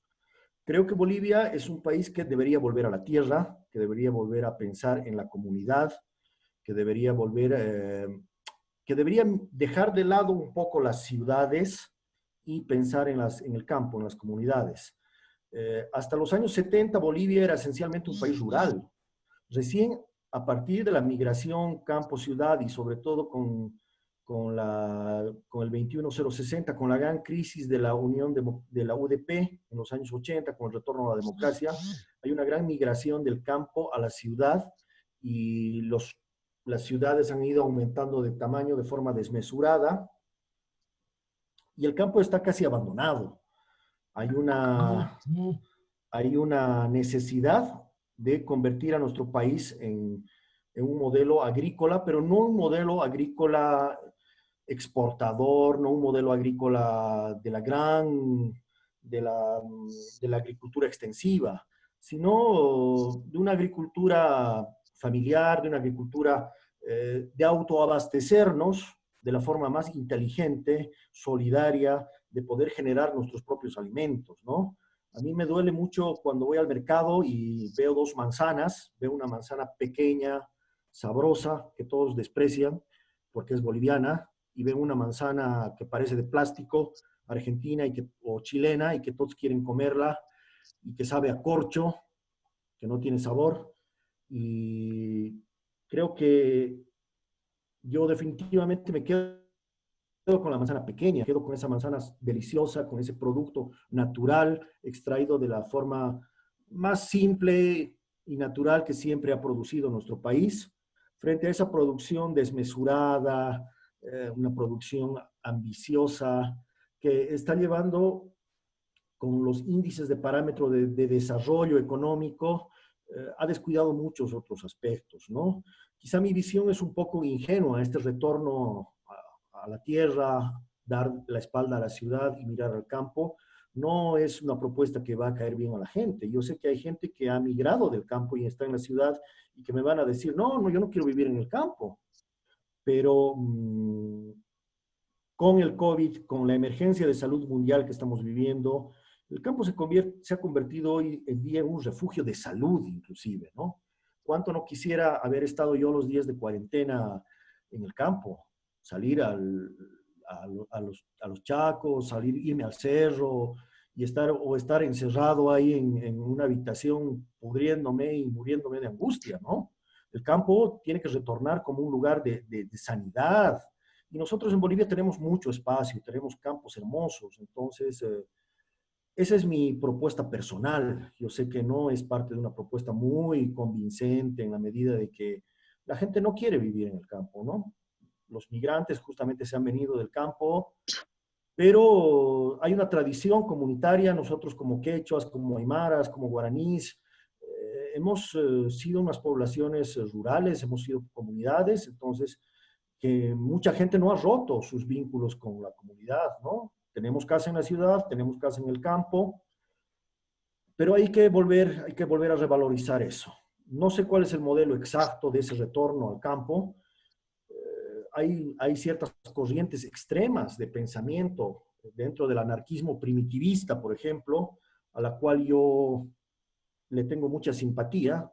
George Sand y otros anarquistas primitivistas dicen que el futuro, para que siga existiendo, tiene que ser primitivo. Tenemos que destrozar el sistema tecnológico industrial en el que actualmente estamos viviendo. Y eso implica el deshacernos absolutamente de las fábricas, de muchos de los adelantos de la tecnología que tenemos. Plantean una idea de un futuro primitivo, ¿no?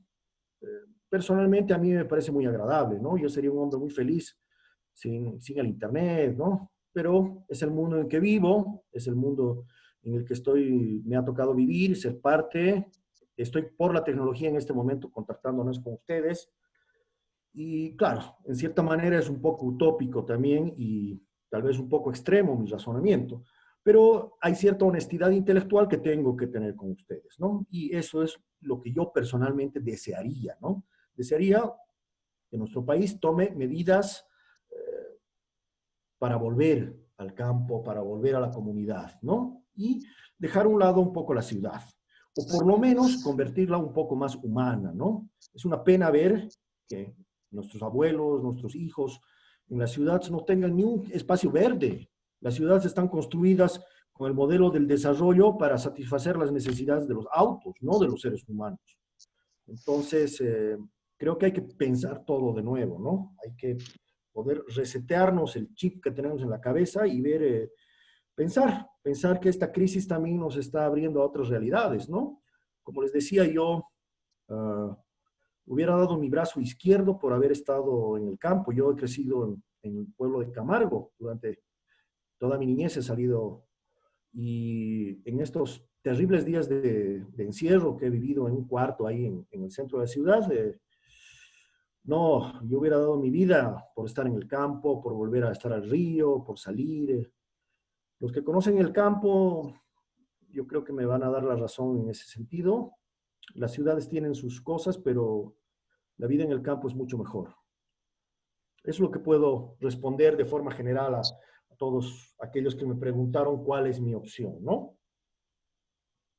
Bien, licenciado. Muchas gracias, licenciado. Yo sé que todavía hay algunas dudas, sin embargo, tampoco podemos abusar del tiempo de nuestro expositor, del tiempo, digamos, de todos nosotros.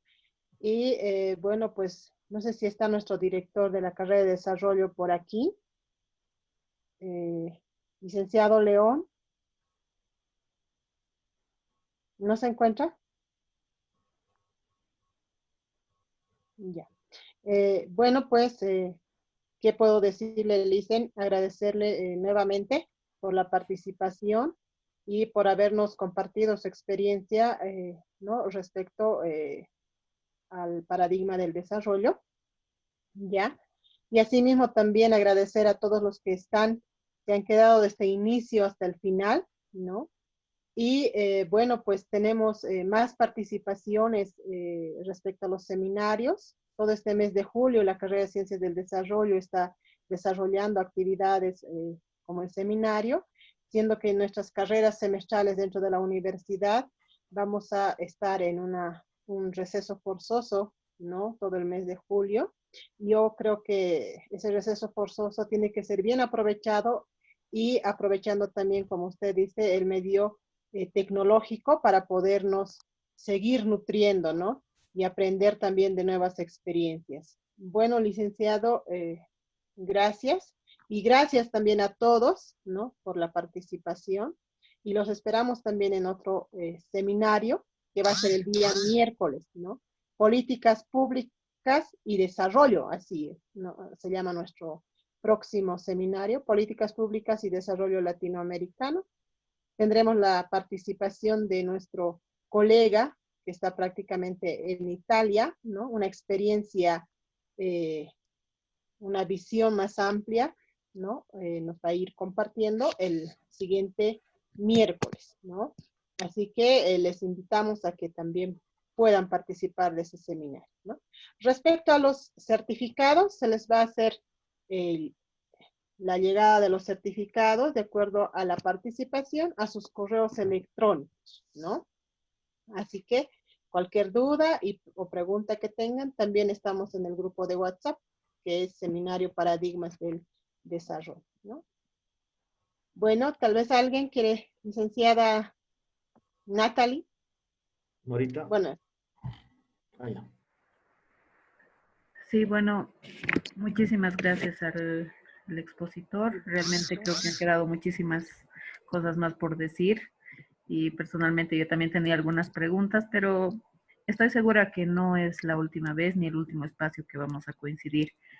Muchísimas gracias por su tiempo, muchas gracias a los participantes y adelante, Nora, continúa con estas iniciativas que son muy provechosas para toda la carrera. Bueno, estaba nuestro director, posiblemente. Sí, estaba, pero ahora no está. Ya. Sí, está. Bueno, un abrazo a todos, cuídense y gracias por participar. Querida Nora, quería agradecerte en primer lugar, felicitarte por el evento. La participación me impresiona, 55 participantes es bastante. Teníamos 92, te cuento. ¡Wow! Sí. En charlas de la UMSA no hemos llegado a tanto, te digo. Pero, bueno, felicitarles a todos ustedes, un gran abrazo. Estamos viviendo tiempos difíciles a nivel nacional y a nivel mundial. Quiero felicitar a todos los estudiantes, docentes, colegas, al señor director de la carrera, a ti, Nora, especialmente. Contar con mi presencia, estaré ahí cuando tú me convoques para cualquier actividad. Un gran abrazo a la querida gente del Alto, a todos los estudiantes, gente muy valiosa, de la cual soy parte también de la carrera de Historia de la UPEA, y a nuestra hermana carrera de Teorías del Desarrollo. Igual, darles un gran abrazo en tu persona, a tu nombre, estimada Nora. Muchas gracias por todo.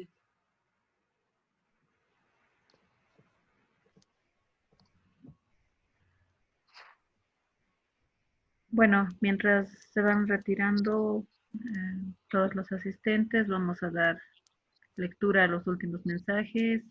Patricia nos dice muchísimas felicidades. Isabel, muchas gracias. Yo me retiro entonces, Nora.